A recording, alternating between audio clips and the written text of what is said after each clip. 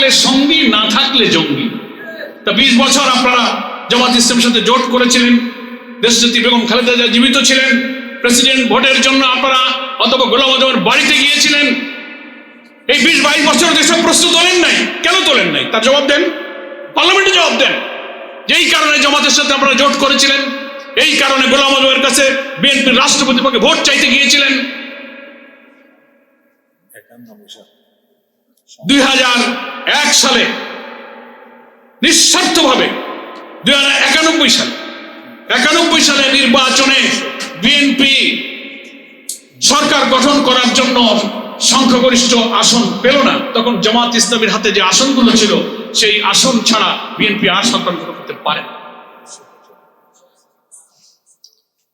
91 সালে নির্বাচন, 1991 সালে সেই নির্বাচনে জামাত ইসলামী নিঃস্বার্থভাবে বিএনপিকে সরকার গঠনে সাহায্য করলো। আমরা কোনো মন্ত্রী চাইনি, আমরা কোনো কর্পোরেশনের চেয়ারম্যান হতে চাইনি, কোনো ব্যাংকের চেয়ারম্যান চাইনি, কোনো স্বার্থ ছাড়া নিঃস্বার্থভাবে আমরা বলেছিলাম ইসলামী জনতা এবং ভারতীয় আধিপত্যবাদ বিরোধী শক্তির পক্ষে একটা সরকার থাকুক। কেন গিয়েছিলেন? জবাব দেন, পার্লামেন্টে জবাব দেন। আপনি জামাতকে প্রশ্ন করেন, জামাতের প্রশ্নের জবাব দেন। সেদিন তার বিনিময়ে এক কাপ চা আমরা খাইনি। নিঃস্বার্থভাবে আপনারা ক্ষমতায় বসে দেশ শাসন করেছেন।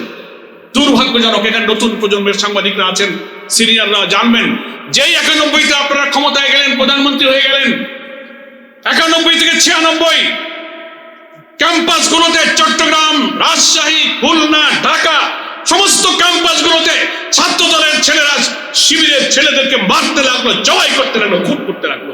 এটাই কি বিএনপিকে সমর্থন দেওয়ার প্রতিদান? জবাব দেন। কতজন শিবির নেতাকে আপনারা শহীদ করেছেন 91 থেকে 96-তে? আমরা আপনাদেরকে নিঃস্বার্থভাবে সমর্থন দেন, এটাই কি পুরস্কার ছিল? তখন আপনার 71 ইস্যু মনে ছিল না? গোলাম আজমের বাড়ি যখন গিয়েছিলেন তখন 71 ইস্যু মনে ছিল না? যখন আপনি 4 দলীয় জোট, শাইখুল হাদিস সালাম আজিজুল হক, হোসেন মোহাম্মদ এরশাদ, বেগম খালেদা জিয়া এবং অধ্যাপক গোলাম আজম 4 রাতে এক মঞ্চে উঠে সবাই বিভিন্ন জায়গায় বক্তব্য দিয়েছেন, লং মার্চ করেছেন, তখন 71-এর প্রশ্ন ছিল না? আব্দুর রহমান বিশ্বাস প্রেসিডেন্ট, শাহজুর রহমান প্রধানমন্ত্রী, আব্দুল আলিম মন্ত্রী, আরো 13-14 জনের নাম বলতে পারবো যারা স্বাধীনতার ওই সব বিপক্ষে ভূমিকা পালনকারী লোকদেরকে বিএনপি তারা প্রেসিডেন্ট, প্রধানমন্ত্রী সব ক্ষমতায় বসিয়েছে। তার জবাব যেদিন দিতে পারবেন, ওই জবাবের মধ্যেই দীর্ঘ এতকাল পর এসে রাজনীতির বিভ্রান্ত তৈরি করা যে আপনাদের সঠিক করছিলেন, সেই উত্তর তার মধ্যে আপনারা খুঁজে পাবেন। 2টা কনফিউশন দূর করলাম সাংবাদিক বন্ধু এবং দেশবাসীকে বলবো, যখনই বিএনপি নোহয়ার হয়ে যায়, জামাতকে মোকাবেলা করার যুক্তি যখন থাকে না, নৈতিকতা যখন থাকে না, আদর্শ যখন থাকে না, চরিত্র যখন থাকে না, তখন ওই পুরানো কাসুন্দি টেনে জনগণকে বিভ্রান্ত করতে চায়। এই ছাড়া তাদের আর কোনো হাতিয়ার তো নাই, হাতিয়ারটা ভোতা হয়ে গেছে। পারলে আপনি চরিত্র আর আদর্শ দিয়ে আদর্শে মোকাবেলা করেন, মিথ্যাচার দিয়ে। এই সমস্ত পুরনো কাহিনী, পুরনো গান আর এ জাতি শুনতে চায়। আজকাল বহু আধুনিক গান হয়েছে, থাকলে সে সমস্ত আধুনিক গান গান। আগে আমরা ছোটবেলায় গাজী কালু, চম্পাবতী, রূপবানের গান শুনেছি, এখন এই প্রজন্ম রূপবানের গান আর শোনে না। পুরনো রেকর্ড আর বাজায়েন না, 54-55 বছরের এই গান এই জাতি আর শুনতে চায়। এই জাতি এখন অনেক শিক্ষিত। আমাদের হামিদ ভাই বলেছেন, জনগণ এখন আর বোকা নেই, কথা একটা বলে দিবেন আর মানুষ আপনার পিছনে দৌড় মারবে। দৌড় মারলে 13 সংসদ নির্বাচনে দৌড় দিত। আপনি ভাববেন কি যে না, আমরা তো মেজরিটি পাননি আপনারা। বিএনপির মধ্যে অন্তর্বর্তীকালীন সরকারের গুপ্ত নেতারা থেকে ইলেকশনকে ইঞ্জিনিয়ারিং করে রেজাল্ট ম্যানিপুলেশন করেছে। তার আত্মস্বীকৃত রাজসাক্ষী মিডিয়ার কাছে এসে গেছে। তাহলে আমাদেরও তো প্রশ্ন আছে, সেই জবাবটা তো বিএনপিকে দিতে হবে, সেই জবাবটা দেন। বিএনপি ক্ষমতায় আসার পর এই স্বাধীন বাংলাদেশে অন্তত 14-15 জন মন্ত্রী, এমপি, রাষ্ট্রপতি, প্রধানমন্ত্রী করেছিলেন, যারা পাকিস্তানের সময় পাকিস্তানের অখণ্ডতার পক্ষে ভূমিকা রেখেছিলেন। বাংলাদেশ তারা চাই। জবাব দেন।